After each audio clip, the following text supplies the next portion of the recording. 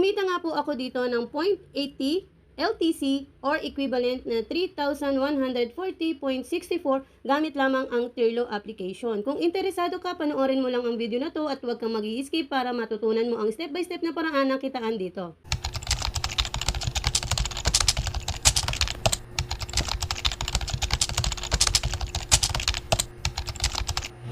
Hello guys! Welcome to my YouTube channel, and for today's video, mga bagong earning and paying sites ang share ko. Ito ay magandang pagkakitaan, lalong-lalo na ng mga nasa bahay lamang gamit ang internet at cellphone lang. So sa mga hindi pa nakaka-subscribe sa channel ko, please consider subscribing and hit yung notification bell dahil nagtuturo po ako ng mga latest application and website na pwede natin pagkakitaan through online.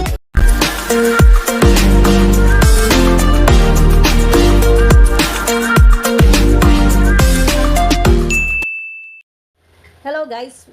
For today's video ay gagawa lang po tayo ng update regarding sa Tirlo na ginawa natin ng review last week. So, ngayon guys, ipapakita ko lang sa inyo yung statistic for this week ng status ng ating Tirlo. So, meron na po tayong 26% na personal rate at as of this week ay meron po tayong number of 10 transactions. Dito nyo rin makikita yung received funds and yung earnings. And then, once na binrouse nyo po siya pababa, makikita nyo po yung chart dito ng turnover for this week ng USDT. Dito nga po guys sa baba is yung mga payment ID na kumikita na po dito sa Tirlo na kung saan ay in process na po yung kanilang mga transaction and within 24 hours ay marireceive na nga po nila ito sa kanilang PayPal. So kailangan lang natin guys i-assure nga po na once na susubukan natin ang Tirlo ay kailangan meron po tayong Binance or Trust Wallet or any crypto wallet na ginagamit nyo na verified at ang PayPal na kung saan dito po papasok yung ating kikitain gamit ang Tirlo. So ngayon guys, kung kayo nga po ay interesado sa ganitong trading or exchange trading na high profit, so kailangan nyo lang i-click yung 3 lines sa left upper side and then make a trade. So dito nga guys sa Tirlo ay pwede po kayong mag-trade gamit ang inyong Litecoin or Bitcoin. So, recommended po natin is Litecoin yung gamitin dahil mas mababa po ang rates nito pero mas mataas po yung pwede nyong kitain. So, dito nga guys, makikita nyo yung inyong conversion ng Litecoin versus USDT. So, sa Litecoin nga, meron po tayong 1.128 and then over USDT na 100. So, pag Bitcoin naman ang ginamit nyo, meron po tayong 0.0019 sa Bitcoin. So, recommended natin guys, syempre ang Litecoin. Mas malaki po ang kitaan dito at mas mababa po ang exchange rate. So, ngayon guys, once na interesado nga po kayo dito, pwede nyo na pong mag-start na mag-trade dito. So, paano po tayo mag-trade? So, yan guys, kailangan po yung inyong email sa PayPal na legit po ang ilalagay dito para makita nyo po or mag-pop up po dito kung anong address po yung gagamitin nyo na pag-send ng LTC from Binance. So, lagay lang natin dito guys yung email natin and then sell LTC. So, yan guys, after nyo nga maklik yung sell LTC, makikita nyo po yung exchange information. So, yan guys, yung LTC. And then, i-click nyo po dito yung kanyang address. So, copy-paste nyo lang yan.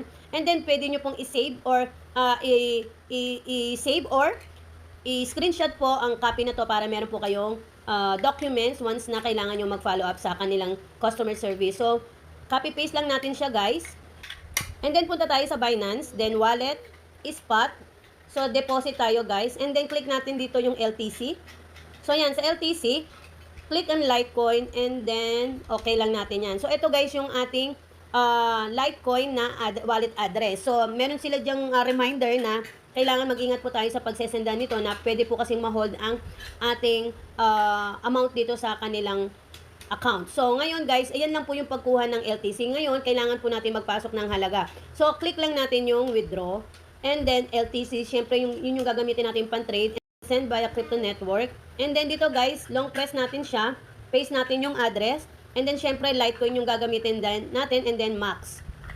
So, dito guys, automatic po, once nagagamit po tayo dito ng transaction or magkakaroon po tayo ng transaction, ay automatic meron po silang minimal transaction fee na pwede naman po nating i-consider para po sa mas malaking kitaan, nakikitain natin gamit ang Tirlo. So, and then click nyo yung withdraw. Once na click nyo yung withdraw guys, magta-transfer na po siya from Binance into this application and then magpo-proceed na po ang ating trading or yung pagkita natin ng malaki dito sa kanilang application. So, ngayon guys, after natin makapag-trade po dito sa your payment ID, dito mo ilalagay yung inyong payment ID dahil may marireceive po kayo na notification na nakapag-transfer na po at merong ID doon na magre-record na dito nyo po siya ilalagay para po once na kailangan nyo mag-follow up sa kanilang customer service ay makikita nyo po yung status ng inyong payment. Kung ito po ba in process or successful na. So, dyan nyo lang siya makikita guys.